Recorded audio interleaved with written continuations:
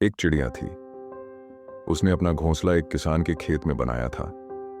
खेत में फसल लहलहा रही थी। चारों तरफ हरियाली थी।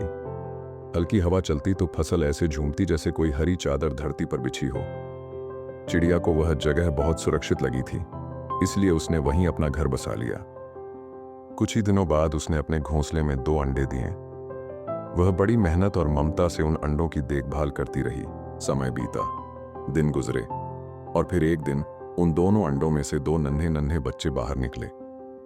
दोनों बहुत प्यारे थे। उनकी आंखें अभी पूरी तरह खुली भी नहीं थीं, पंख भी कमजोर थे, लेकिन उनकी चहचहाहट से पूरा घोंसला जैसे जीवंत हो उठता था। अब चिड़िया की जिम्मेदारी और भी बढ़ गई थी। वह रोज सुबह होते ही अपने बच्चों को घोंसले में छोड़कर उनके लिए दाना चुगने निकल जाती। जाने से पहले वह उन्हें प्यार से देखती, अपने पंखों से सहलाती और जैसे समझाती कि डरो मत, मैं वापस आ जाऊंगी। फिर वह उड़ जाती, कभी पास के पेड़ों पर, कभी खेतों के किनारे, कभी गांव के बाहर पड़ी सूखी जमीन पर।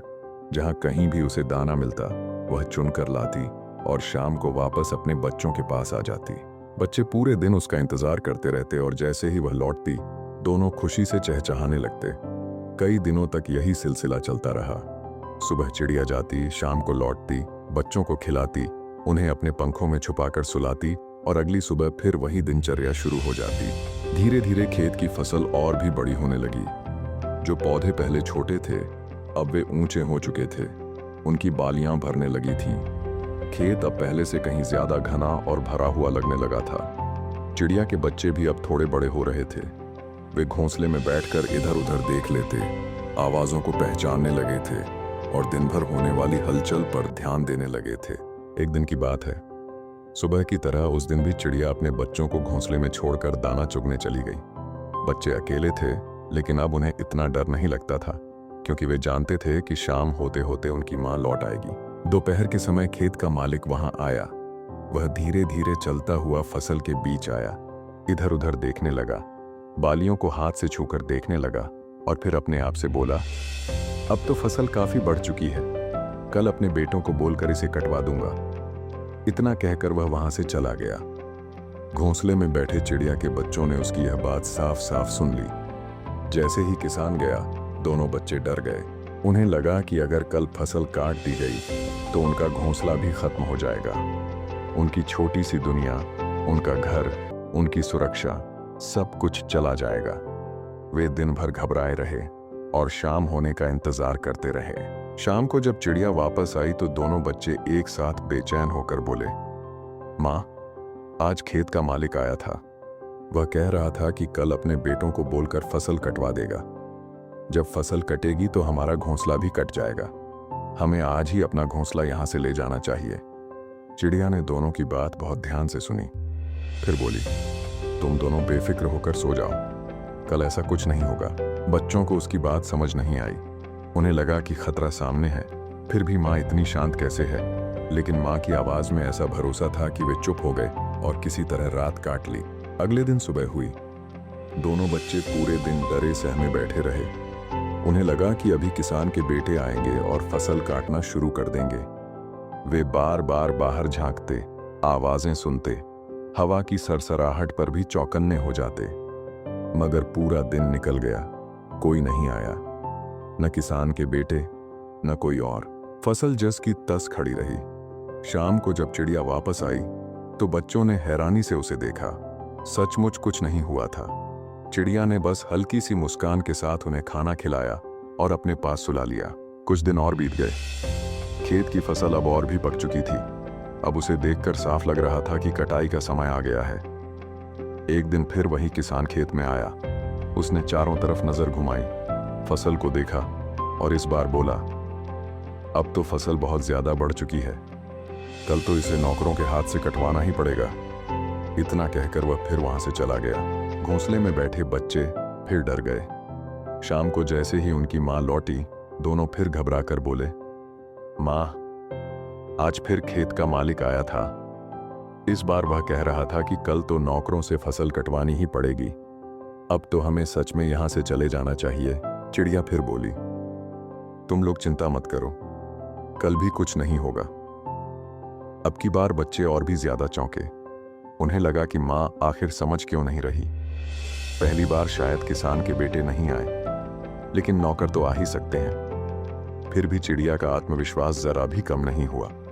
उसने बच्चों को समझाया नहीं, बस उन्हें अपने पास लेकर बैठी रही और जैसे उन्हें अपनी शांति से ही भरोसा देती रही। अगला दिन आया, फिर बीत गया। सचमुच फिर भी कुछ नहीं हुआ। न कोई नौकर आया, न फसल कटी। अब बच्चों के मन में डर के साथ साथ जिज्ञासा भी पैदा होने लगी थी। आखिर मां को कैसे पता चल जाता है कि कब कुछ नहीं होगा। समय बीतता रहा। लगभग 2 हफ्ते गुजर गए। अब खेत की फसल पूरी तरह तैयार हो चुकी थी। हल्की हवा चलती तो पकी हुई बालियां सुनहरी लहरों की तरह झूमती। एक दिन किसान फिर खेत में आया। इस बार उसके चेहरे पर अलग सी गंभीरता थी। उसने फसल को ध्यान से देखा, कुछ देर तक खड़ा रहा और फिर साफ शब्दों में कहा, अब तो कल आकर मुझे ही फसल काटनी पड़ेगी। इतना कहकर वह वहां से चला गया।